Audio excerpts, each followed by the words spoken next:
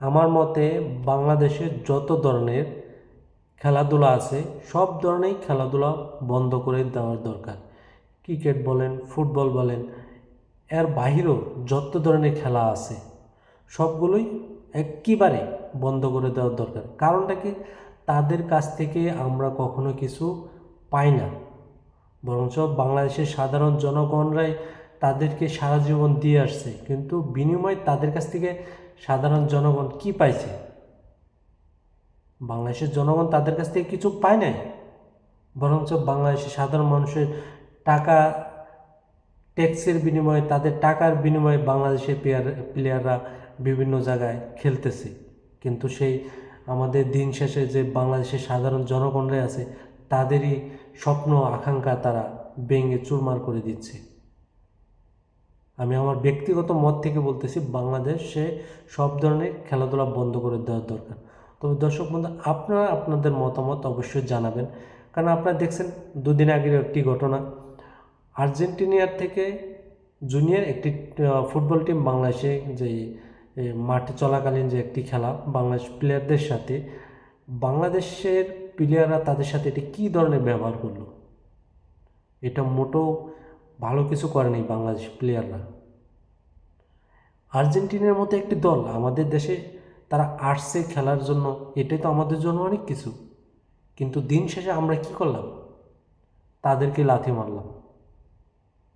এটা আমাদের জন্য খুবই একটি লজ্জাজনক বিষয়।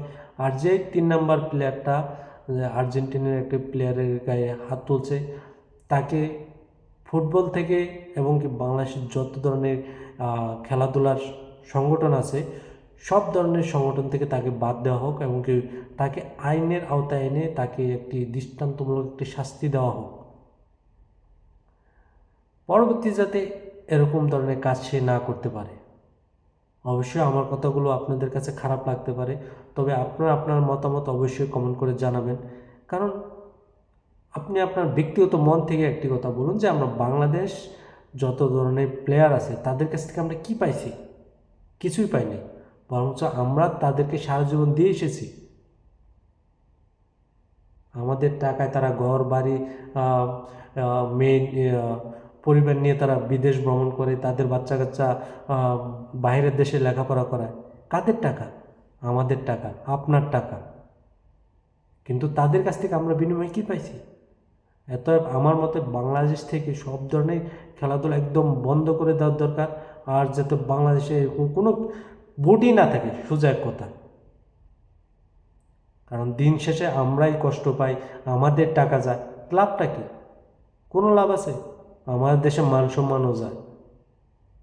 অবশ্যই দর্শক বন্ধুরা, আপনারা আপনাদের মতামত অবশ্যই কমেন্ট করে জানাবেন, এবং কি যারা এখনও চ্যানেলটিকে সাবস্ক্রাইব করেন সাবস্ক্রাইব করে অবশ্যই নতুন নতুন ভিডিও পেতে আমাদের পাশে থাকবেন।